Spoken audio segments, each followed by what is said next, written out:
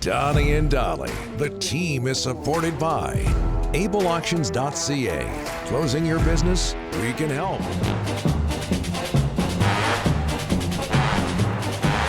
That's what I'm talking about.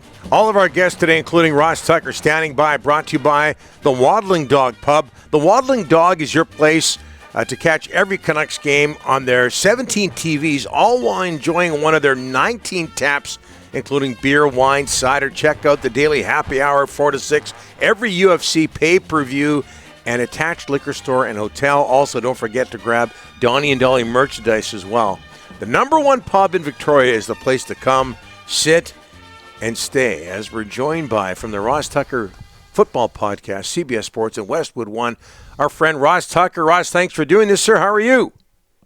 I'm fantastic. I love that. Come, sit, and stay, Waddling Dog. I got it. Dude, they're clever. Did Rick come up with that? I had Rick a little. came up with that tagline, didn't he? Yeah, that was good. That was good. You better believe it. Anything good around here, Ross, I got something to do with it. I think this is the first time. Rick gets it. Yeah. Thanks for that, Ross. Hey, listen, you were busy. You worked a couple of games on the weekend. My kid and I driving around on Saturday, and you worked the Miami at KC game on the radio. It sounded just excellent with Kevin Harlan. And I'm saying to my kid, this is the dream team. Love what you do. Love what Kevin Harlan does. What's he like to work with? He's been on our show, by the way. He's fantastic. He is just awesome. Almost too good to be true. I mean, first of all, absolute gem of a guy in every way. And then I love people that truly love what it is that they do. Mm-hmm. And I think it makes them so much happier. He loves it. The guy brings a stopwatch and has it in his hands so that when the punter punts it, he clicks it, and he's the one that says 48-yard punt with a 4.21 hang time. I mean, I've never seen anything like it. BYOS, bring your own stopwatch. That's Kevin Harlan. Just the intensity, the passion. It's amazing. Absolutely a thrill to work with him every time. What did the Chiefs show you in that game Saturday, that win against the Dolphins with some tough conditions? I think what kind of I already knew, which in particular is that their defense is really, really good. It's very, very impressive to see what they've done. It's wild if you think about it. This season was the worst offense that the Chiefs have had with Andy Reid and Patrick Mahomes. The worst offense they've had, and yet it happens to come right at the same time where they have the best defense they've ever had. It's unbelievable. Like, what are the odds of that? And that's what's been carrying them this year. I mean, they would have really struggled this year if the defense hasn't been as good. I mean, they're the number 2 ranked defense in points per game allowed, in yards allowed, and it's a huge factor why the Chiefs still won the division and still are in the divisional round just like every other year. I know there are a lot of other things going on, but I still want to focus on that game because you and Kevin talked a lot about what happened to Patrick Mahomes. Has your helmet ever fallen apart during a game? And how many helmets does a player have on the sidelines as backup? I was never aware of any. I guess they don't tell us about that. I guess now that I think about it, I'm sure they have at least one maybe for every position group or at least one of every size. But I don't know, like, people have different size heads, different shape heads, right? Like, that's tough. I'm really thinking about the away team, right? Like, the away team, how many extra helmets do they bring? Because I'm pretty sure, I'm pretty confident that they didn't really bring an extra helmet for me. I mean, now maybe they had an O-line extra helmet, but I don't think they're like, hey, make sure we have an extra helmet for Tucker. Although I use my head so much like a moron that maybe they should have. But no, I've never seen that happen to a helmet before.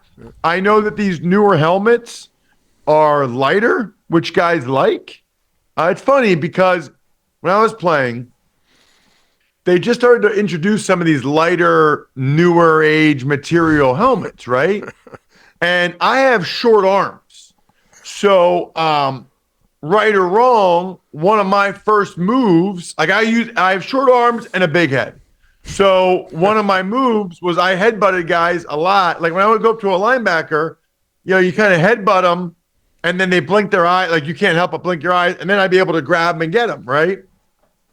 They asked me about these lighter helmets. I was like, I want the heaviest helmet you have. What are you talking about? I mean, what are we talking about here? Like, I don't want the 3-pound helmet. I want the 10-pound helmet for when I'm going to make helmet contact with these guys. Some people have said to me that this is how they were designed, and it's like this piece bouncing off means that Patrick Mahomes' head took less of the force. I don't know. Yeah. I'm sure there's some science there, but like if that's the case, shouldn't that happen more often then? Like there's a lot of collisions out there. If that's a good thing, shouldn't we be having more good happening and like helmet pieces popping? I'm thinking it's maybe not a good thing. Well, Ross, not a good thing is the Eagles start the season 10-1. They finished 1-6. What a collapse! So when you look at this, the collapse down the second half, who's to blame here? Because they're getting a ton of heat in Philly today. Oh yeah. Well, there's always blame to go around, right? I mean, there were certainly some personnel additions and personnel deficiencies that did not work out this year. There was coaching decisions which were mind-boggling and backfired in a major way. And then I think you got to put some on the players, right? They didn't play well, but man, there were like guys were wide open when they would run routes against the Eagles defensively. And then offensively, the Eagles didn't really have an answer for the blitz. It was bad. It was really, really bad. I've never seen anything like it. I mean, I'm sure there's other sports examples or baseball or whatever. I don't know, but since I've been paying attention to the NFL, I can't remember a team being 10-1 after 12 weeks, having by far the best record in the NFL. Everybody else had at least 3 losses. Yep. And yet they never get a 12th win. They lose 6 of their last 7. The only win was to Tommy DeVito on Christmas. It's brutal. Detroit Lions, first playoff win in 32 years. When I look at Coach Dan Campbell, Ross, I watched his post-game speech. It's hard not to cheer for this guy. He looks like a real player's coach. How happy are you for him, Campbell?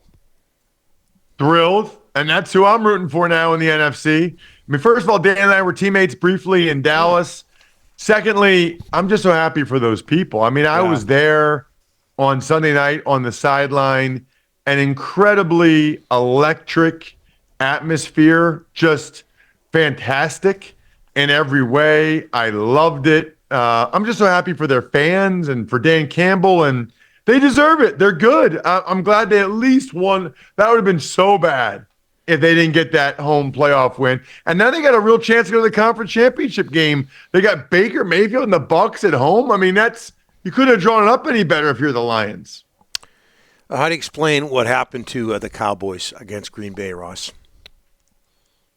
The exact same way I explain the collapse by the Eagles down the stretch, which is to say, Donnie, I can't. I don't know. Now, part of that is just Jordan Love is that good. I mean, Jordan Love is playing that well, and he's that good. And I think the Packers played a lot of young guys this year and deserve a lot of credit for that, because those young guys have all been able to really play well for them, play at a high level, which is a big reason why they're so good this part of the year. But the Cowboys collapse, that was really, they got outcoached. And yeah, they got outplayed as well, but they definitely got outcoached. It felt like, and this happens in sports, in football, just like Bobby Slowick, the Texans offensive coordinator, was way ahead of Jim Schwartz on Saturday in that Texans-Browns game.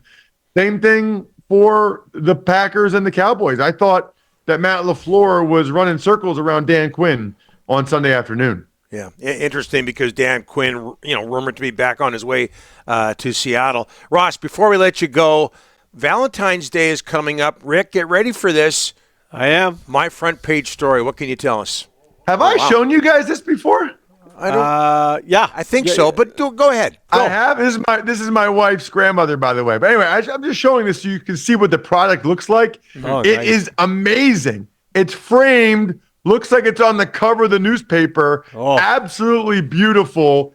And honestly, nobody knows what to get somebody for Valentine's Day. What do you end up getting them? Like flowers, chocolate, Yeah. take them out to dinner. Like, change it up. For once in your life, Dollywall, change it up. Do something unique. Do something. What do you get her? Tickets to junior hockey? Giants. Go to myfrontpagestory.com and get her the gift that lasts forever, because she'll have it hanging up and framed forever.